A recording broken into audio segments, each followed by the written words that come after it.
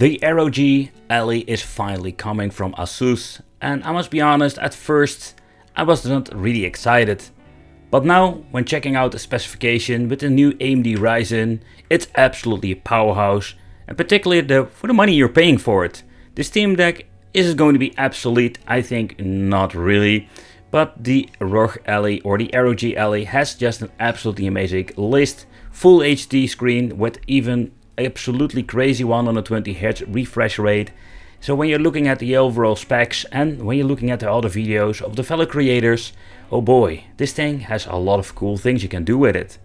Personally, I don't really think it's going to be affecting more like the low budget, or better said, up to 100 or 200 euro devices. We do have a couple of devices on the market that have absolutely great emulation performance, all the way up to PlayStation Portable, and even some having some GameCube grade and PlayStation 2 performance.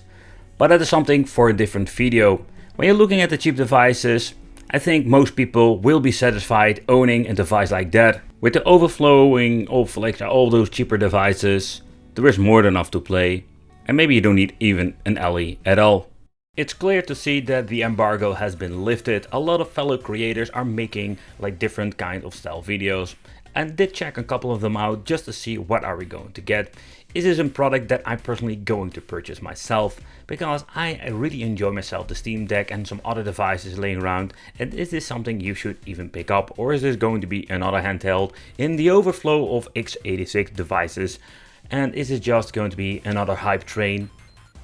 My first stop I wanted to go is to my good friend Ross from the Retro Game Core channel. And I love this guy. He's like full ASMR mode when it comes making reviews, and he's nitpicking about all the things that I find very important, including how the D-pad and buttons work. But also, how is this thing comfortable? Is it going to be any good, or is it going to be absolutely rubbish? Because some of the handhelds I've reviewed in the last couple of years will have this weird form factor that is not comfortable at all. I enjoyed myself the Steam Deck back in the day when it released, simply because the thing was very comfortable in my hands and I just really enjoyed it. And of course, it's Steam. Like, man, I love Steam myself, I love the platform, and one of my favorite companies bringing out a handheld. It looks kinda clunky, but it doesn't feel that clunky. Of course, it's huge, don't get me wrong, but the way and the ergonomic about the device itself is absolutely worth it. Was a little bit of a bummer back in the day that it took forever to get them in stock, so the scalpers were going all crazy, so we needed to pay over $1,000 for this thing that was absolutely overpriced. But I really enjoyed it because I really could enjoy and play some old school indie games.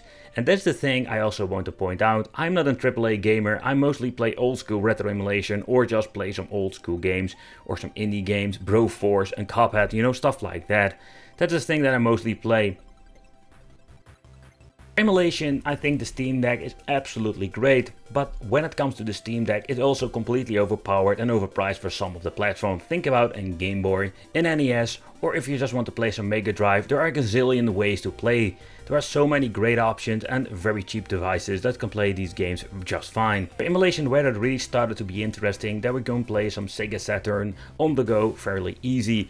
And the Steam Deck was absolutely amazing for it. So one of the platforms I really enjoy on the Steam Deck is that we're going to have N64 emulation that works finally great. So when we're having like cheap devices for around like 150 had like so many issues, and I can just enjoy these old school games, and they look even better sometimes than my original NES with my HDMI upscaling. But okay, so we're having so many cool platforms that play well on the Steam Deck. So in my opinion, don't need to like upgrade to a ROG Ally if you're like me, just playing indie games and just want to enjoy some, let's say, emulation.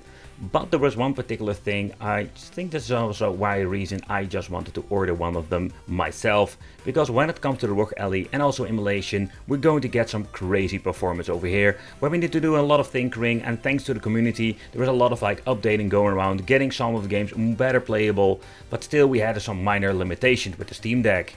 While looking into emulation and of course Russ's channel, I've checked out and find out that this is absolutely the ROG Ally is an extreme beast when it comes to emulation, where we can even upscale 4 times resolution with the PP core and some God of War change of kinkiness. It's absolutely nuts.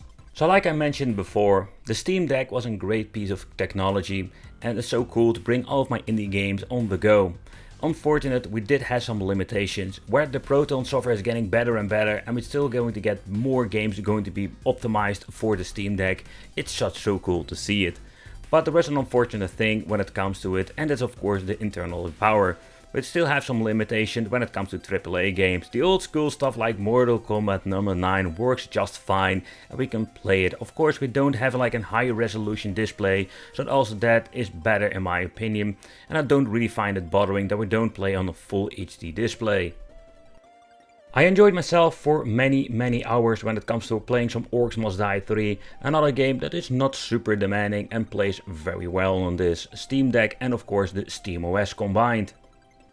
But I was really curious, how is it with the AAA gaming?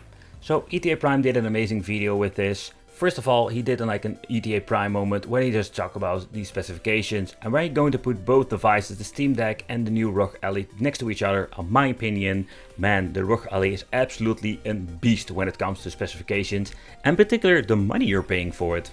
Resulting that we're going to get amazing performance when it comes to the ROG Ally.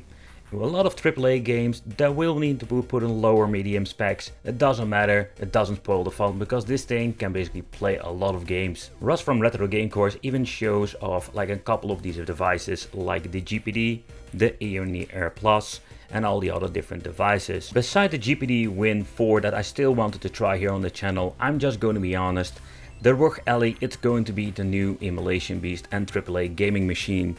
I'm really curious what the Chinese will do. In my opinion, most of these devices are obsolete, and I find a little bit of bummer for the people who went back to, let's say, an Indiegogo and spent a lot of money on a certain device. That is, in my opinion, way overpriced now, because the ROG Ally makes all of them obsolete. Let me know in the comments what do you think of this, what kind of handle do you own and what will be your favorite one. So where the Steam Deck is a very clunky device and it comes with a lot of flaws, still the Steam Deck has like an absolutely little place in my heart because it's Steam and I love it. Take also in consideration it runs on the SteamOS, or at least mine version. I think Windows is compatible nowadays with it, and also we can even slap some Bodashera to make it like an ultimate portable emulation beast. I'm just going to play a lot of games that I'm always playing on the Ally ROG. I'm really looking forward to check them out on higher resolution and how vibrant and colorful they will look on this display, 120 Hz. I did notice, like Russ says something, that he didn't really see the difference, so that's also an interesting thing I just wanted to see also for myself. But of course, particularly when I'm going to play is of course the indie games that I'm always playing. And for these games I don't really need an Asus ROG Ally. For example, I don't need to have full HD, I really don't care about those. I can just really enjoy those indie games on my television if I'm even going to combine this with a docking. If you want to see more information, I will leave links in the channels for Retro Game Core and ETA Prime with all the videos they've made. I ordered myself the ROG Ally, so in the future I want to make my own videos and testing. And it would be great if you subscribe to the channel, hit the little bell, and I will see you in the next video.